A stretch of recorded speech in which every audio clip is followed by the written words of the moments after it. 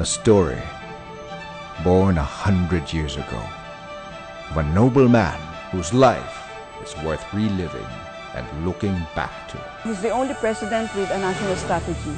You'd think that Marcos was the bogeyman, etc. But he was actually a very kind person. The way that the Marcoses promoted the country, promoted the Filipino, is something I think that cannot be equaled in any administration.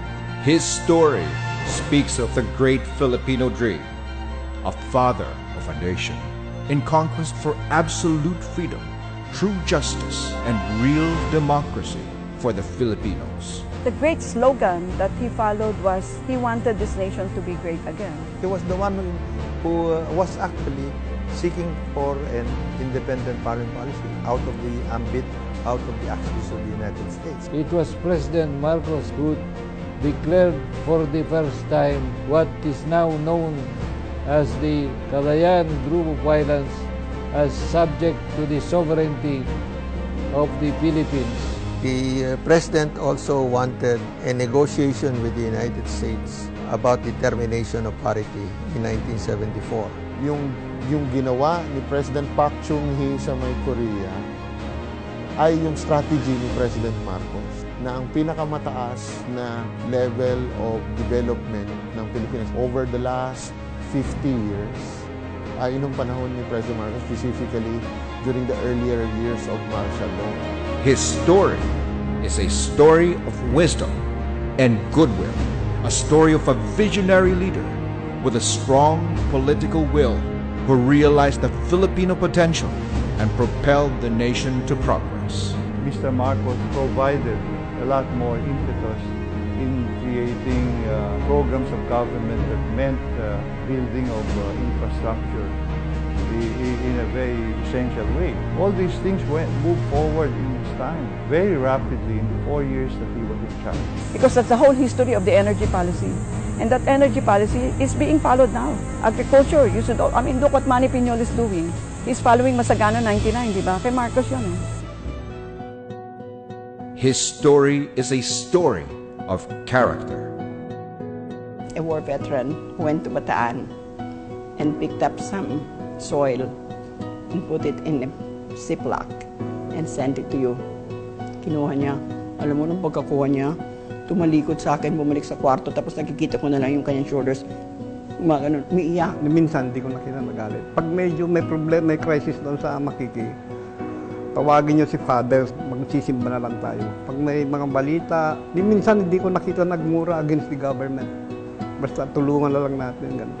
Isang malaking injustice kung mananatili sa isip ng marami na si Ferdinand hindi nagmahal sa bayan. He loved this country so much that he was willing to sacrifice the presidency when he could have definitely attacked the people there at EDSA.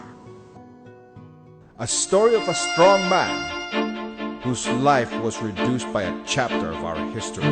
I have proclaimed martial law in accordance with the powers vested in the President by the Constitution of the Philippines. Deklarang martial law to solve yung communist insurgency tsaka yung Muslim secessionism. Yung kaguluhan na yon, hindi naman si President Ferdinand Marcos ang nagdala o ang dahilan ng mga kaguluhan na yun. It was a phase when it was hip, uso ang lumaban sa gobyerno. A story born 100 years ago about life, leadership, and legacy waiting to be retold. Si Marcos talaga really made a mark in who we are in international politics. No? But if you compare what he did for our country during the time he was president, no one should ever be sorry that we had Marcos for a president.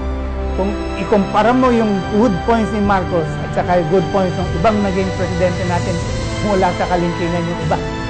Since the Marcos administration, I don't know, have you really gotten off the ground? Only history can rightfully judge President Marcos. This is history.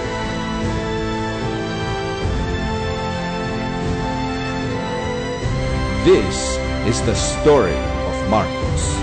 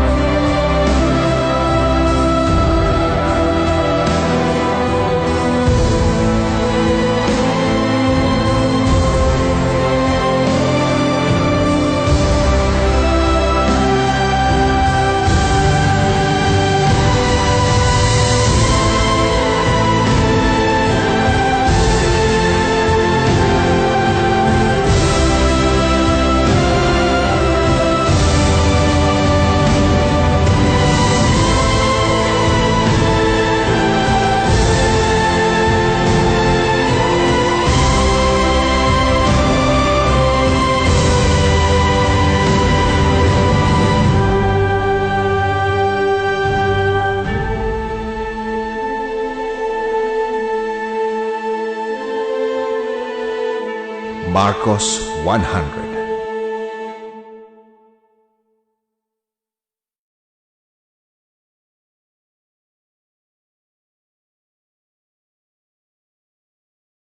Thank you for watching.